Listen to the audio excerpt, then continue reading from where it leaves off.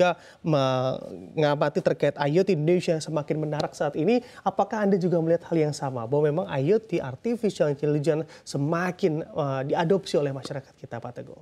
Terima kasih Mas Bram. Jadi buat teman-teman dan pemirsa semua di rumah, memang betul bahwa perkembangan IoT sedemikian pesatnya. Bahkan kalau kita melihat sehari-hari aja yang dipakai oleh konsumer kebanyakan kan untuk implementasi smart home gitu ya di rumah. Saat ini sudah lebih dari 10 juta rumah di Indonesia yang sudah mengimplementasikan smart home. Dan ini kalau kita lihat dari tahun ke tahun pertumbuhannya cukup signifikan. Jadi sekitar 15% per tahun dia bertumbuh begitu. Demikian juga untuk sektor korporasi. Jadi adopsi IoT untuk sektor korporasi juga sedemikian tinggi. Contohnya di pergedungan saja deh, nggak ada gedung di seluruh Indonesia yang tidak smart gedungnya.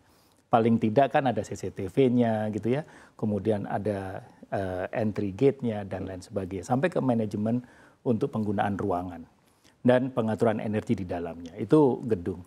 Jadi kalau kita lihat, kita prediksikan juga di tahun 2025 itu kan akan ada sekitar 678 juta perangkat IoT yang ada di Indonesia dan besar pasarnya pun juga sekitar 40 billion US dollar gitu ya. Jadi ini kan satu pasar yang sedemikian besarnya.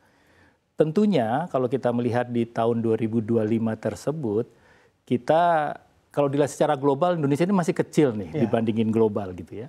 Apalagi saat ini kalau kita lihat kebanyakan kalau di IoT kan ada 4 lapisan gitu ya, mulai dari lapisan perangkat, kemudian jaringan, yang ketiga adalah platform, dan yang keempat adalah aplikasi-aplikasi yang berbasis IoT. Itu semua tumbuh secara bersamaan di sini. Didorong lagi dengan implementasi AI gitu ya, dengan adanya Gen AI segala macam, maka pertumbuhan IoT saat ini dan ke depan pastinya bahwa setiap perangkat IoT itu sudah embedded, ada AI-nya. Nah, hal ini juga akan menjadi tren ke depannya, di mana seluruh sensor-sensor IoT, apapun bentuknya, yang paling mahal kan smartphone sebenarnya ya, itu pun sudah ada AI-nya di dalamnya kan gitu. Dimulai dari beberapa merek, sekarang sudah merambah ke semua jenis smartphone.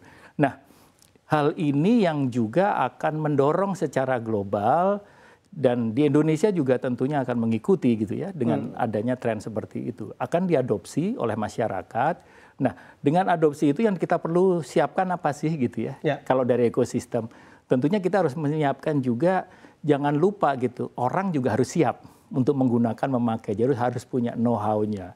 Kebetulan kalau dari asosiasi IoT kan kita sudah ada standar kompetensi nasional IoT gitu ya, SKKNI IoT tahun 2020 kemarin kita sudah rilis.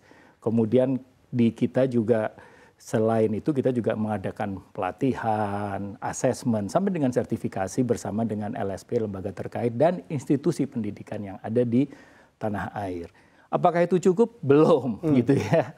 Kalau kita melihat demand-nya yang sedemikian besar, apalagi demand itu tersebar dari Sabang sampai Merauke nih untuk implementasi hal tersebut. Nah, selain orang, selain SDM, yang kedua yang tidak kalah pentingnya adalah industri lokal.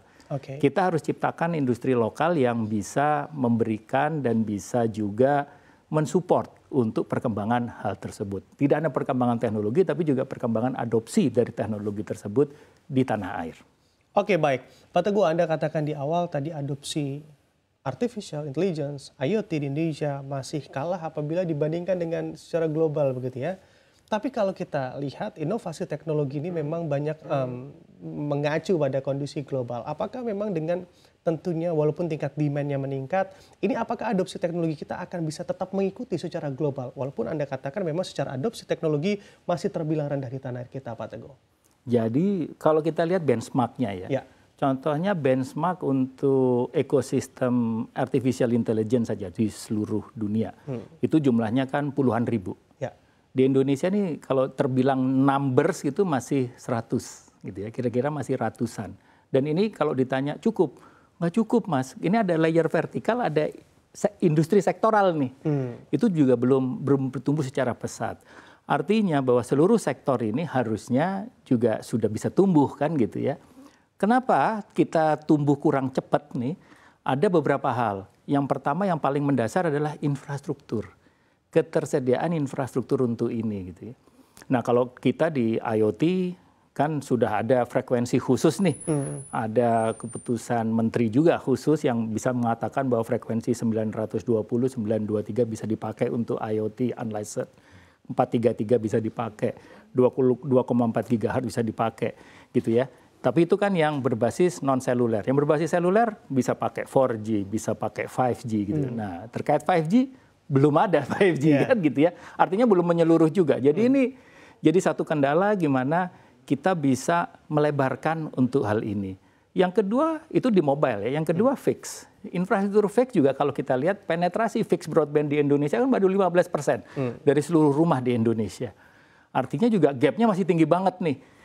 Dengan demikian maka penetrasi smart home misalkan belum bisa di-push lagi nih karena rumahnya belum ada fix broadband-nya kan gitu. Nah, ini adalah satu peluang sekaligus challenge buat kita, tantangan untuk beresin dulu infrastrukturnya. Nah, setelah itu infrastruktur apa lagi nih? Misalkan infrastruktur data centernya. AI data center juga baru beberapa kan di Indonesia juga. Jadi ini harus ditingkatkan terus. Yang menurut kami juga dari sisi kita, kalau ini sejalan tentunya pasti akan tumbuh itu tadi. Kita tidak hanya menjadi pemakai, tapi kita bisa menjadi produsen dan juga kita bisa menggerakkan, memberdayakan juga ekonomi lokal untuk lebih tumbuh lagi, menyambut kedatangan dan pertumbuhan teknologi AI dan IoT ke depan. Oke, baik. Anda katakan infrastruktur masih menjadi tantangan begitu ya, di mana pembangunannya belum begitu masif di tanah air kita. Kalau memang secara prospek cukup baik, Pak Teguh, dan juga secara demand ini juga mengalami pertumbuhan yang signifikan bahkan di negara kita, infrastruktur ataupun dukungan seperti apa pemerintah dalam segi infrastruktur kita melihat ini secara peluang sebenarnya sangat-sangat baik bagi industri atau ekonomi dalam negeri kita? Jadi kalau kita lihat yang dasar itu kan koneksi ya, gitu ya. Dari sisi koneksi masih kurang. Kalau koneksi kurang tentunya yang di atas tidak bisa diimplementasikan. AI lah, Gen AI apalagi untuk video processing. Yang diperlukan adalah yang pertama tentunya adanya insentif gitu.